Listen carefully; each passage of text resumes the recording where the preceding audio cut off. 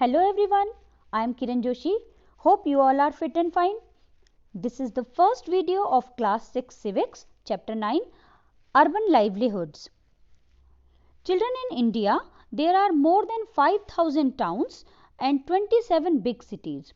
A large number of people live in these towns and cities because variety of jobs are available in urban areas, from administration to education, from banking to health. There are people who are employed by someone and there are self-employed people as well. But just as there are rich farmers and poor farmers in villages, remember we learnt about them in the previous chapter? In the same way, all the people living in urban areas also do not have well-paying jobs. Let's look at some of the jobs available in cities and towns in the form of an illustration. The illustration tells that a girl visits her cousin in a city, and to take round of the city they left the house early in the morning. On reaching the corner of the main street, they found that it was already buzzing with activity. The vegetable vendor was arranging her stall. There was one stall of flowers also.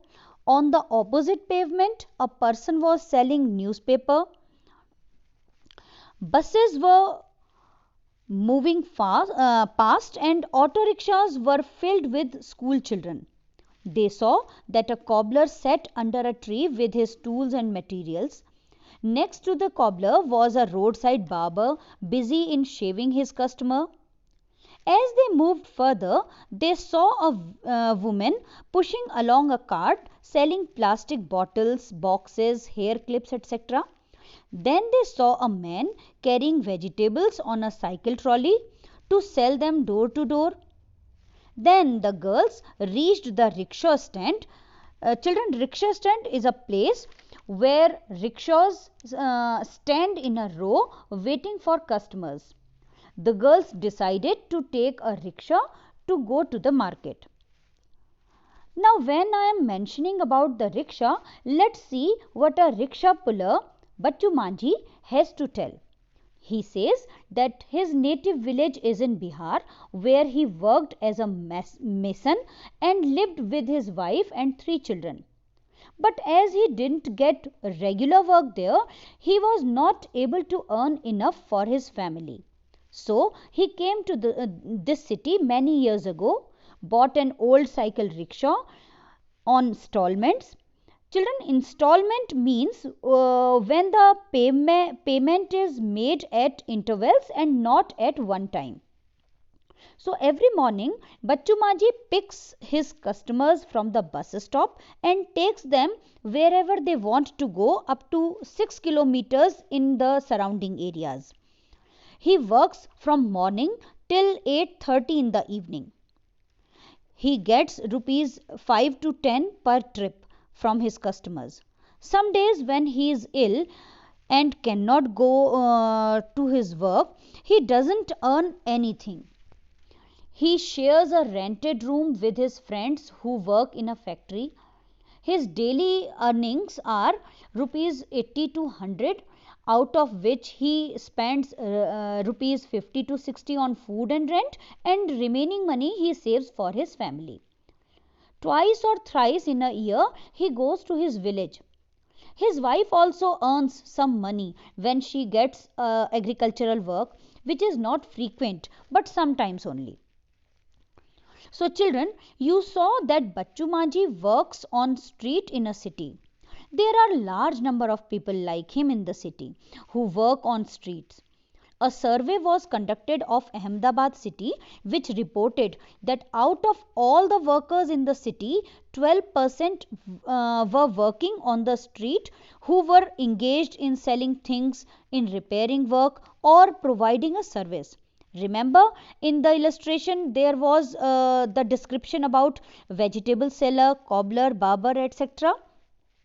Such people who work on street, they work on their own. In other words, we can say that they are self-employed. They have to organize their own work, in which they face a lot of problems and difficulties. They have to decide how much to purchase, where and how to set up their stalls. These stalls are built on temporary basis. The stalls are sometimes in the form of some boards or papers spread over discarded boxes. Sometimes a temporary stall can be a canvas sheet hung up on a few poles. The image here will help you to understand. Some such workers use their own carts. Even a plastic sheet spread on the pavement serves as a working area or stall. Children, these hawkers always have the fear and uncertainty that any time the police can ask them to dismantle or pull down their shops. Even at some places of the city, hawkers are not allowed to enter. The roadside vendors, especially those who sell food or snacks on the street, have to prepare things at home with the help of their families. They purchase things, clean and sort them, and then make them ready to sell. Children, often these people who make their living in the city or on the streets do not have a place to live, and therefore they are forced to set up their homes also on the streets. They leave their belongings here during the day, and at night they cook their meal in their so called homes on streets. Almost 1 crore street vendors in the country work in urban areas. A few years before, street vending was considered as hindrance or obstacle for the traffic and people walking on the street.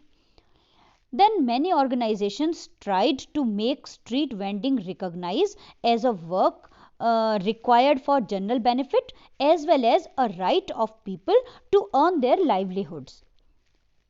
Therefore, now the government is also planning that the law which banned street vendors to be changed or modified in such a way by which street vendors get a place to work as well as the traffic and the people can also move smoothly. For this purpose, hawking zones or areas have been suggested in towns and cities. Another suggestion is that the mobile vendors be allowed to freely move around in the town or city.